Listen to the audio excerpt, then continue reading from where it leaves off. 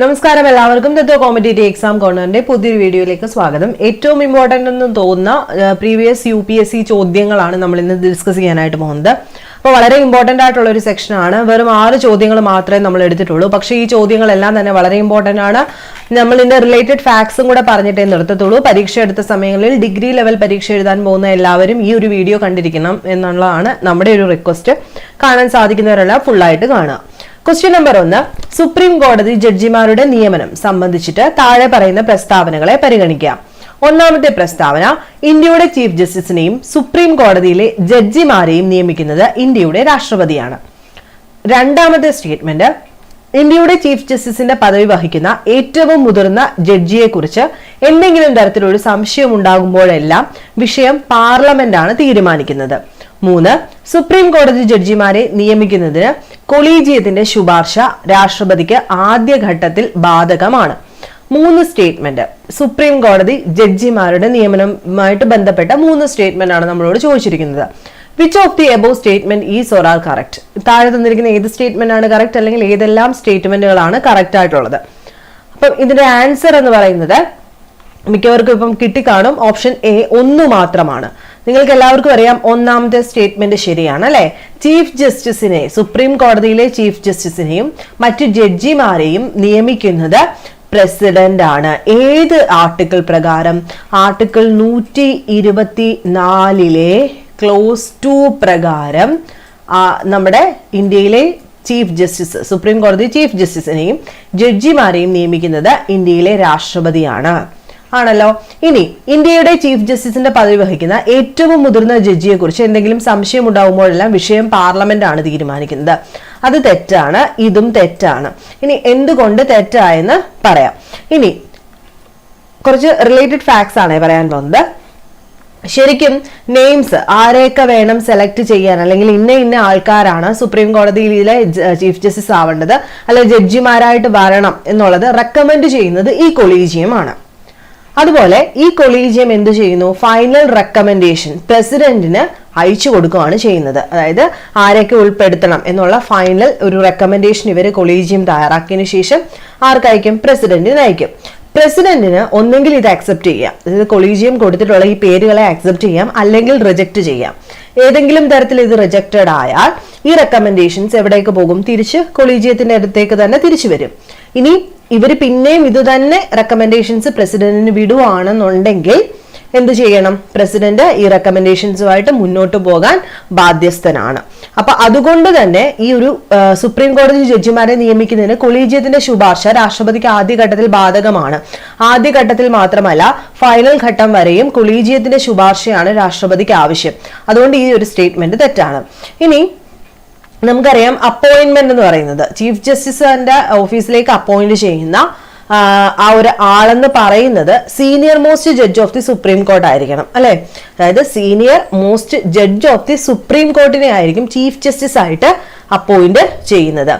ഇനി അതുപോലെ whenever there is any doubt about the fitness of the senior most judge, ഇനി ഏതെങ്കിലും തരത്തിൽ നമ്മൾ പറഞ്ഞു ചീഫ് ജസ്റ്റിസിന്റെ പദവിയിൽ എന്തെങ്കിലും പ്രശ്നങ്ങൾ ഉണ്ടാവുകയാണെങ്കിൽ the hold of the Chief Justice of India, the consultation with other judges as envisaged in Article 124 Clause 2 of the Constitution will be made for the appointment of next Chief Justice of India. അവിടെ parliament അല്ല വിഷയം തീരുമാനിക്കുന്നത്. ഏതെങ്കിലും തരത്തിൽ ഇപ്പൊ നിലവിലത്തെ chief ജസ്റ്റിസിന്റെ സൈഡിൽ നിന്ന് എന്തെങ്കിലും ഒരു ഫിറ്റ്നസിന് കുറവായിട്ടോ അല്ലെങ്കിൽ എന്തെങ്കിലും സംശയം ഉണ്ടായി കഴിഞ്ഞു കഴിഞ്ഞാൽ എന്ത് ചെയ്യും? കൺസൾട്ടേഷൻ, അതായത് chief justice of India consultation with other judges as envisaged in the Article 124 Clause 2 of the Constitution would be made for the appointment of next Chief Justice of India.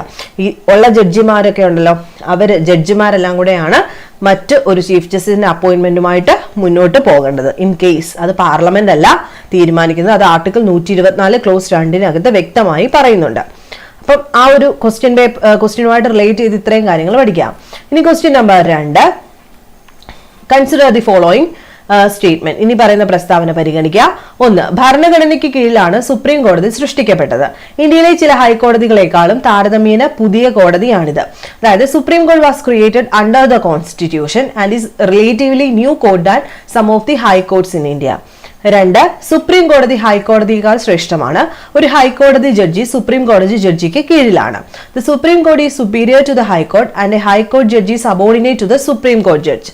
3, ഭരണഘടനാ നിയമം, സിവിൽ നിയമം, criminal നിയമം എന്നിവ പ്രകാരം ഉയർന്നു വരുന്ന എല്ലാ കേസുകളിലും പ്രതിവിധി നൽകാൻ ഹൈക്കോടതിക്ക് കഴിയും. The high court can provide remedies in all cases arising under the constitutional law, the civil law and criminal law. 3 statement നമുക്ക് തന്നിട്ടുണ്ട്. ഇനി ഏതൊക്കെ സ്റ്റേറ്റ്മെന്റ് ആണ് ശരി എന്നാണ് നമുക്ക് അറിയേണ്ടത്. ഈ കൂട്ടത്തില് ശരിയായിട്ടുള്ള സ്റ്റേറ്റ്മെന്റ് എന്ന് പറയുന്നത് 1ഉം 3ഉം മാത്രമാണ്. 2 തെറ്റാണ്, 1ഉം 3ഉം. അതായത് ഓപ്ഷൻ സി ആണ് കറക്റ്റ് ആയിട്ടുള്ള ആൻസർ. ഇനി നമുക്ക് ഓരോന്നും നോക്കാം. അതായത് ഹൈക്കോർട്ടും സുപ്രീം കോർട്ട് എന്ന് പറയുന്നത് ഒരു സിംഗിൾ ഇന്റഗ്രേറ്റഡ് ജുഡീഷ്യറി ആണല്ലോ. അതായത് നമ്മുടെ ജുഡീഷ്യറി സിസ്റ്റത്തിനകത്ത് പറയുന്നത് എന്താ, നമുക്ക് കുറെ ലോ ഓർഗനൈസേഷൻസ് ഉണ്ട്. അതിന്റെ ഏറ്റവും ഹയസ്റ്റ് എന്ന് പറയുന്നത് സുപ്രീം കോടതിയാണ് അല്ലെ. ഏറ്റവും മുകളിലത്തെ കോടതി എന്ന് പറയുന്നത് സുപ്രീം കോർട്ടാണ്. അതിന്റെ തൊട്ട് താഴെയാണ് ഹൈക്കോടതി വരുന്നത്. അതുകൊണ്ട് തന്നെ high court and supreme court from one single integrated judiciary having jurisdiction and providing remedies in all cases arising under the constitution law, the civil law or criminal law.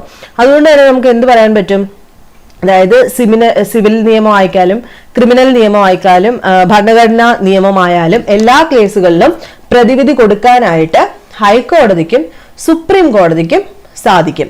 So ഇതൊരു ശരിയായ സ്റ്റേറ്റ്മെന്റ് ആണ് അല്ലെ. 2 പേർക്കും ഈ കാര്യങ്ങളിലെല്ലാം തന്നെ തീരുമാനം എടുക്കാനായിട്ട് സാധിക്കും, അല്ലെങ്കിൽ പുതിയൊരു റെമഡി കൊടുക്കാനായിട്ട് സാധിക്കും. ഇനി വേറൊരു സ്റ്റേറ്റ്മെന്റ് എന്താ ശരിയാണെന്ന് പറഞ്ഞാൽ, ഭരണഘടനയ്ക്ക് കീഴിലാണ് സുപ്രീം കോടതി സൃഷ്ടിക്കപ്പെട്ടത്. ഇന്ത്യയിലെ ചില ഹൈക്കോടതികളെക്കാളും താരതമ്യേന പുതിയ കോടതിയാണിത്. അപ്പം അതാണ് അടുത്ത ഒരു സ്റ്റേറ്റ്മെന്റ് എന്ന് പറയുന്നത്. അപ്പം സുപ്രീം കോടതി എന്ന് പറയുന്നത് എന്താണ്, ഭരണഘടനാപരമായി ഭരണഘടനയുടെ താഴെ അല്ലെങ്കിൽ കീഴിലാണ് സുപ്രീം കോടതി സൃഷ്ടിക്കപ്പെട്ടിരിക്കുന്നത്. And is relatively new court. On the other hand, some of the high court in our country has been existence since the 1860. ഏകദേശം 1860കളിൽ തന്നെ എന്തുണ്ടായിരുന്നു, പല ഹൈക്കോടതികളും ഉണ്ടായതായിട്ട് നമ്മൾ പഠിച്ചിട്ടുണ്ട്. അതുകൊണ്ട് ആ ഒരു സ്റ്റേറ്റ്മെന്റും ശരിയാണ്. ഇനി എന്താണ്, സുപ്രീം കോടതി ഹൈക്കോടതിയെക്കാളും ശ്രേഷ്ഠമാണ്. ഒരു ഹൈക്കോടതി ജഡ്ജി സുപ്രീം കോടതി ജഡ്ജിയുടെ കീഴിലാണ്. അപ്പൊ ഇതാണ് സ്റ്റേറ്റ്മെന്റ് എന്ന് പറയുന്നത്. ദ ഇന്ത്യൻ കോൺസ്റ്റിറ്റ്യൂഷൻ എന്ത് പറയുന്നുണ്ട്, ഇക്വാലിറ്റി പറയുന്നുണ്ട് of power of high court judges and supreme court judges, with high court judge not being a subordinate of supreme court judge. നമുക്ക് കാണുന്ന സമയത്ത് തോന്നും സുപ്രീം കോടതി ഹൈക്കോടതിയെക്കാളും ശ്രേഷ്ഠമാണെന്നും, അല്ലെങ്കിൽ അവിടുത്തെ ജഡ്ജി ഇവിടുത്തെ ജഡ്ജിയെക്കാളും താഴെയാണ്. അങ്ങനെ ഒരു ലോയർ നമ്മുടെ കോൺസ്റ്റിറ്റ്യൂഷനകത്ത് പറയുന്നില്ല. കോൺസ്റ്റിറ്റ്യൂഷൻ എന്താ പറയുന്നത്, ഹൈക്കോർട്ട് ജഡ്ജിനും സുപ്രീം കോർട്ടിലെ ജഡ്ജിനും എല്ലാം തന്നെ ഒരേ ഈക്വൽ പവർ ആണ് പ്രൊവൈഡ് ചെയ്യുന്നത്. ഹൈക്കോർട്ട് ജഡ്ജ് ഒരിക്കലും സുപ്രീം കോർട്ട് ജഡ്ജിന്റെ സബോർഡിനേറ്റ് ആയിട്ട് വരുന്നില്ല, അക്കോർഡിംഗ് ടു നമ്മുടെ ഇന്ത്യൻ കോൺസ്റ്റിറ്റ്യൂഷൻ. അതുപോലെ തന്നെ വേറൊരു സ്റ്റേറ്റ്മെന്റ് കൂടെ പഠിച്ചു വെക്കുക. The supreme court has on many occasions reiterated the position that the Supreme Court is superior to the High Court only in the applied. അതായത് ചില സമയത്ത് നമ്മൾ പറയാറുണ്ട് അല്ലെ, ചില ലൊക്കേഷൻസ് നമ്മൾ ഇപ്പൊ ഒരു കേസ് തള്ളി കഴിഞ്ഞു കഴിഞ്ഞാൽ ഏറ്റവും ഫൈനൽ ആയിട്ട് തീരുമാനം എടുക്കുന്നത് സുപ്രീം കോടതിയാണെന്ന്. ആ രീതിയിലല്ല പറയുന്നത്. ഈ ജഡ്ജിമാരുടെ കമ്പാരിസൺ ആ രീതിയിൽ മാത്രമാണ് ഇവിടെ നമ്മൾ ചോദിച്ചിരിക്കുന്നത്. അതായത് ഹൈക്കോടതി സുപ്രീം കോടതി ജഡ്ജി തമ്മിലുള്ളൊരു കമ്പാരിസൺ ആണ് ഇവിടെ വന്നിരിക്കുന്നത്. അതായത് ഹൈക്കോടതി സുപ്രീം കോടതിയെക്കാളും വലുതോ അല്ലെങ്കിൽ ചെറുതോ അങ്ങനെ വരുന്ന സമയത്ത് പവറിന്റെ ബേസിൽ നമുക്ക് പറയാം സുപ്രീം കോടതിയാണ് ഹയസ്റ്റ് അതോറിറ്റി എന്ന്. പക്ഷെ ജഡ്ജസിന്റെ കാര്യം വരുന്ന സമയത്ത് അങ്ങനെ ഒരു കമ്പാരിസൺ ഇല്ല, നിലവിലില്ല. അടുത്ത ക്വസ്റ്റ്യൻ നമ്പർ 3. ഇനി പറയുന്ന പ്രസ്താവനകളെ പരിഗണിക്കാം.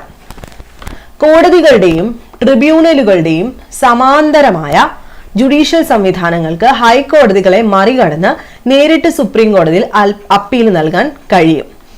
2. ജഡ്ജിമാരെയും ചീഫ് ജസ്റ്റിസുമാരെയും ഒരു ഹൈക്കോടതിയിൽ നിന്നും മറ്റൊന്നിലേക്ക് മാറ്റാൻ കൊളീജിയത്തിന് അധികാരമുണ്ട്. 3.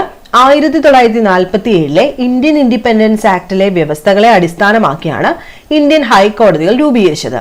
ഈ പറയുന്ന പ്രസ്താവനകൾ ഏതൊക്കെ പ്രസ്താവനകളാണ് ശരിയായിട്ടുള്ളതെന്നാണ് ചോദ്യം. അതായത് the parallel judicial system of courts and tribunals can provide for direct appeal to the supreme court bypassing the high courts. The collegium has the power to transfer judges and chief justice from one high court to another. The High Court in India were created based on the provisions of Indian Independence Act of 1947. അപ്പോൾ ഇതിന്റെ answer എന്ന് പറയുന്നത് option B 1ഉം 2ഉം മാത്രമാണ് ഇവിടെ ശരിയായിട്ട് വരുന്നത്. ഇത് രണ്ടെണ്ണം ശരിയായിട്ടുള്ള സ്റ്റേറ്റ്മെന്റ്സ് ആണ്. ഇത് തെറ്റായ സ്റ്റേറ്റ്മെന്റ് ആണ്. അപ്പൊ അതിനെ പറ്റിയിട്ട് നമുക്കൊന്ന് നോക്കാം. അപ്പൊ ഇവിടെ തെറ്റായ സ്റ്റേറ്റ്മെന്റ് നിങ്ങൾ ആദ്യം തന്നെ നോട്ടീസ് ചെയ്യുക. ഈ 47 ഇന്ത്യൻ ഇൻഡിപെൻഡൻസ് ആക്ട് പ്രകാരമാണോ വന്നത്? ഇപ്പൊ തന്നെ നമ്മൾ പറഞ്ഞു 1860കളിൽ തന്നെ ഇന്ത്യയിൽ ഹൈക്കോടതികൾ ഉണ്ടായിരുന്നു. സോ ഈ ഒരു സ്റ്റേറ്റ്മെന്റ് തെറ്റാണ്, നമുക്ക് അതുകൊണ്ട് തന്നെ മനസ്സിലായി. ഇനി ഈ രണ്ട് സ്റ്റേറ്റ്മെന്റുകൾക്കകത്ത് ആദ്യത്തെ സ്റ്റേറ്റ്മെന്റിൽ പറഞ്ഞിരിക്കുന്ന കാര്യവും രണ്ടാമത്തെ സ്റ്റേറ്റ്മെന്റിൽ പറഞ്ഞിരിക്കുന്ന കാര്യവും ഞാൻ ഒറ്റ കാര്യത്തിലായിട്ട് പറയാം. സുപ്രീം കോർട്ട്, അതായത് സുപ്രീം കോർട്ടിന് has the power to appoint judges and chief justice to the high court and the supreme court. Supreme കോടതിക്ക് എന്തുണ്ട്? അധികാരമുണ്ട്. ജഡ്ജസിനെയും ചീഫ് ജസ്റ്റിസിനെയും അപ്പോയിന്റ് ചെയ്യാം. എവിടെ? ഹൈക്കോർട്ടിലും സുപ്രീം കോർട്ടിലും. കൊളീജിയം എന്ന് വെച്ച് കഴിഞ്ഞാൽ എന്താണ്? അതായത് ജഡ്ജിമാരുടെ ഒരു കൂട്ടായ്മ. അതാണ് ഈ കൊളീജിയം കൊണ്ട് ഉദ്ദേശിക്കുന്നത്. അവർക്ക് നല്ല രീതിയിൽ പവർ കൊടുത്തിട്ടുള്ള ഒരു സിസ്റ്റമാണ് നമ്മുടെ ഇന്ത്യ ഫോളോ ചെയ്യുന്നത്. അപ്പൊ അതുകൊണ്ട് തന്നെ ഈ കൊളീജിയം എന്ന് പറയുന്ന ആ ഒരു ഗ്രൂപ്പ്സിന് എന്തിനുള്ള പവർ ഉണ്ട്? Has a power to appoint judges and chief justice to the high court and the supreme court. അപ്പൊ നമ്മൾ ആദ്യം തന്നെ പറഞ്ഞു ഇവരാണ് തീരുമാനിക്കുന്നത്, അല്ലെ, ഇവരാണ് റെക്കമെൻഡ് ചെയ്യുന്നതെന്ന് പറഞ്ഞു. This collegium also has the power to transfer judges. ഇവർക്ക് എന്തിനുള്ള പവർ ഉണ്ട്? പേര് റെക്കമെൻഡ് ചെയ്യാം, അല്ലെങ്കിൽ അപ്പോയിന്റ്മെന്റ് നോക്കാൻ സാധിക്കും. അതുപോലെ തന്നെ ട്രാൻസ്ഫർ, എവിടുന്ന് എങ്ങോട്ട്? Judges and chief justice from one high court to another. അതായത് ഒരു ഹൈക്കോടതിയിലെ ചീഫ് ജസ്റ്റിസിനെയോ അവിടുത്തെ ജഡ്ജസിനെയോ ഒരിടത്തു നിന്നും മറ്റൊരിടത്തേക്ക് മാറ്റാൻ സാധിക്കും. അതുപോലെ successive government have passed law that create parallel judicial system. അതുപോലെ തന്നെ എന്ത് പറ്റുമെന്ന് പറയുന്നു? ആദ്യത്തെ സ്റ്റേറ്റ്മെന്റ്, കോടതികളുടെയും ട്രൈബ്യൂണലുകളുടെയും സമാന്തര ജുഡീഷ്യൽ സംവിധാനങ്ങൾക്ക് ഹൈക്കോടതികളെ മറികടന്നിട്ട് നേരിട്ട് സുപ്രീം കോടതിയിൽ അപ്പീൽ നൽകാനുള്ള ഒരു കഴിവും കൂടെ ഉണ്ടെന്നൂടെ ഓർത്തു വച്ചേക്കാം. അപ്പൊ ഇത്രയും പോയിന്റ്സ് ആണ് ഇവിടെ ഓർത്ത് വെച്ചേക്കേണ്ടത്. ഇനിയെങ്കിലും നമുക്ക് ഈ കൊളീജിയം എന്ന് പറയുന്ന സമയത്ത് നമുക്ക് ഡൗട്ട് തോന്നരുത്. അപ്പൊ ഈ 3 ക്വസ്റ്റ്യൻസ് മാത്രമേ ഞാൻ ഇന്ന് പറയുന്നുള്ളൂ. കാരണം നിങ്ങൾക്ക് ഞാൻ പറയുന്ന കാര്യങ്ങൾ മനസ്സിലാവുന്നുണ്ടോ എന്നുള്ള ഒരു കാര്യത്തിൽ എനിക്കൊരു ഡൗട്ട് ഇന്ന് കുറച്ച് ഇൻഡെപ്ത് കാര്യങ്ങളായതുകൊണ്ട് നിങ്ങൾക്ക് ഡൗട്ട് ഉണ്ടാവുമായിരിക്കാം. അപ്പൊ ഈ രീതിയിൽ തന്നെ മുന്നോട്ട് പോയാൽ മതിയോ ഇല്ലയോ എന്ന് താഴെ ഒന്ന് കമന്റ് കൂടെ ചെയ്തേക്കാം കേട്ടോ. അപ്പൊ നിങ്ങൾക്ക് വീഡിയോസ് ഇഷ്ടമാവുന്നുണ്ടെങ്കിൽ ലൈക്ക് ചെയ്യുക, ഷെയർ ചെയ്യുക, സബ്സ്ക്രൈബ് ചെയ്യുക. നെക്സ്റ്റ് വീഡിയോയിൽ കാണുന്നതിന് വരെ ബൈ.